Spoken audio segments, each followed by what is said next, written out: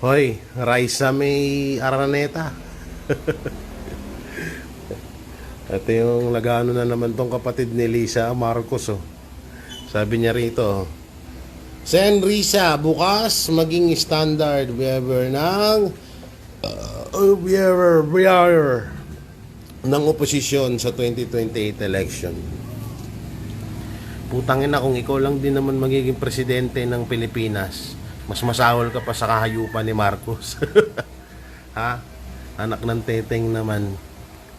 Kaya naman pala todo todo panira ka sa mga Duterte, dahil may plano kang tumakbo sa 2028. Tsaka asikasuhin mo muna yung yung mga witness mo.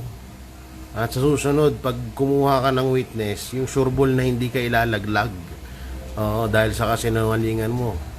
'Di ba? May isang witness ka na nilaglag ka, na binayaran mo ng milyon para lang mag-witness kay Pastor Apollo Siki Buloy. Yusin mo muna 'yun, ha? Tsaka wala kang panalo sa 2028. Ako na nagsasabi sa iyo. Sa tutusin, yung senator mo nga kung hindi ka pa tinulungan ni BP Sara, hindi ka mananalo. Kung titigil ka, nakakasuka ka.